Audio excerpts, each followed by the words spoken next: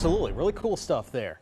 Got some storms on the way here, Rick, for Not so Saturday. cool. Yeah, so, we've had like 3 weekends in a row, really nice weather. Yeah, we can't complain. Yeah, I know, but only half of it's going to be nice. So let's talk about that. We've got some summer heat in the forecast, too, tomorrow. Highs getting close to 90 degrees across parts of the area. It certainly was a stormy afternoon across parts of the region. Fortunately, the storm didn't get too out of hand. We had a couple of severe thunder, well, at least one severe thunderstorm warning. Had one down in Virginia. But overall, the storms did behave. That may not be the case, though, coming up on Saturday, which we'll take a look at that in just a second. We've got a mixture of mid to upper 60s, low 70s across the board here, Abingdon, as well as White Marsh, Middle River, Essex in the low 70s now.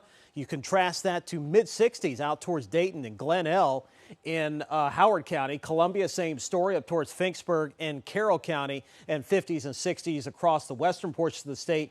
Everybody else, though, from the eastern shore through southern Maryland into the low to mid 70s. End up in the mid 60s overnight tonight. I think our storm chances are pretty much done for the most part overnight. Maybe the chance for a stray shower in the morning, but it looks like otherwise we're going to be dry. Temps tomorrow afternoon, like I mentioned, we're going to be in the mid to upper 80s to near 90 degrees.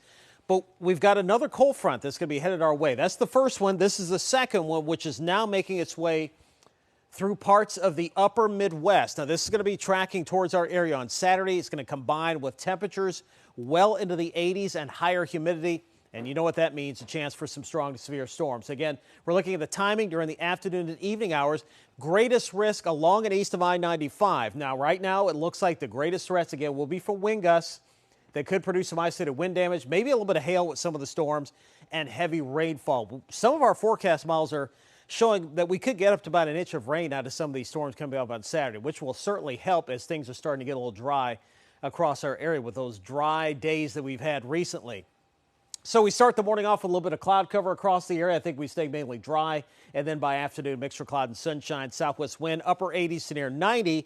We start Saturday off quiet. Clouds will start increasing during the afternoon, but not before temps get into the upper 80s. And look how the storms really start to light up as we go into the early to mid-afternoon. And these storms are gradually going to shift their way eastward here. So we're talking about 6, 7 o'clock, shifting across the bay to the eastern shore. And then they're going to be out of here by the time we head towards midnight, Saturday night into Sunday morning. Some lingering clouds Sunday morning, but then sunshine should build in during the afternoon, and fall is going to make a reappearance with temperatures into the 70s for highs Sunday afternoon.